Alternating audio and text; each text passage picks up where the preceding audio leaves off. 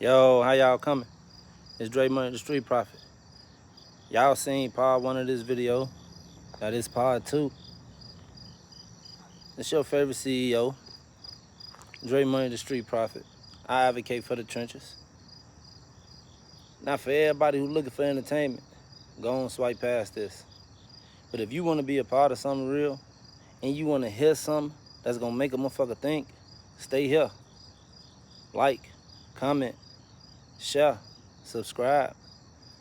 Cause what I got to say, it needs to be heard. The end of that video, I was talking about how people ask me questions. What I've been through, what I've seen, what done happened to me in the last 14 years being incarcerated. I want them questions. I don't mind them questions. Them questions need to be asked, but more so they need to be answered. And Dre Money, the Street Prophet, gonna answer them questions. Cause see, it's them questions that's gonna make a motherfucker think before they make a move. It's them questions that's gonna make a motherfucker sit down and really play out the scenario before they move, before they speak, before they do something. Begin with the end in mind. 7 Habits of Highly Effective People taught me that. You should always know, or at least play out every scenario before you say something, before you bust a move. Because then that way you then armed yourself with all the knowledge, all the information, all the possibilities. Because see, life is about the unknown. Life is about knowing that shit can happen even when you don't expect for it to happen.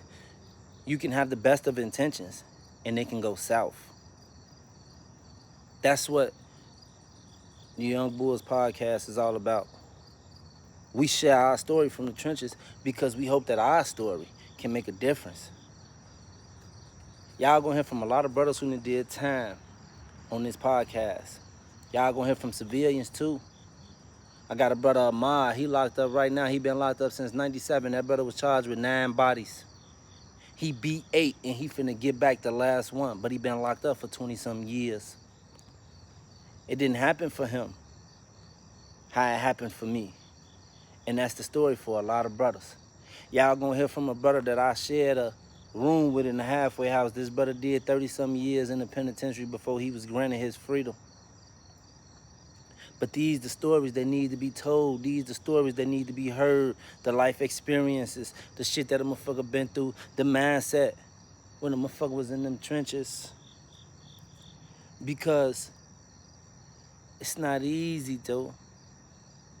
It's not easy. It's doable, but it's not easy. See, I told y'all when I came home we was going up. I told y'all when I came home we was gonna get bigger and better. It's time to elevate the movement. Yes, this is a movement. For everybody who don't understand it, this is most definitely a movement. See, because we not here to tell people what to do. You can't tell no YN how to move, but you can arm him with all the knowledge. You can make sure he know everything about what he finna get into. So then when he make his decision, that decision is his and his alone. And see, that's what it's about.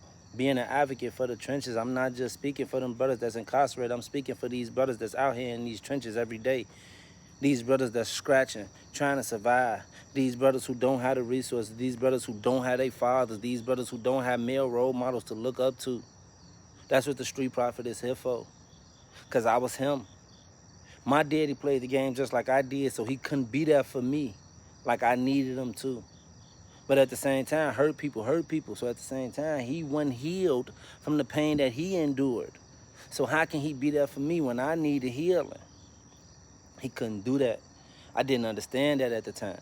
And right now, you got a lot of people who still angry at the men that was in their life who left and got put in them trenches. But understand this, he not in no resort. He ain't got his feet kicked up. He not on a vacation.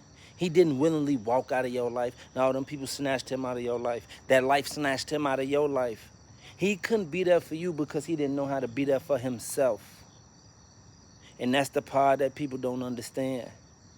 You seek to understand, then to understood. That's Stephen Covey, The 7 Habits of Highly Effective People. I did a lot of reading while I was in them trenches. Them books kept me alive. Them books kept me sharp, sharper than a saw. 7 Habits of Highly Effective People. Be proactive. 7 Habits of Highly Effective People. See, this what we gotta be telling Shorty them. Why Shorty them in there? They click banging, they whooping ops, they doing all the goofy stuff. But ain't nobody telling them, pick up a book and read it. They said if you wanna hide something from a black man, put it in the book. They meant that. Cause they know that we don't care about that. But we finna change that narrative. One day at a time, one step at a time.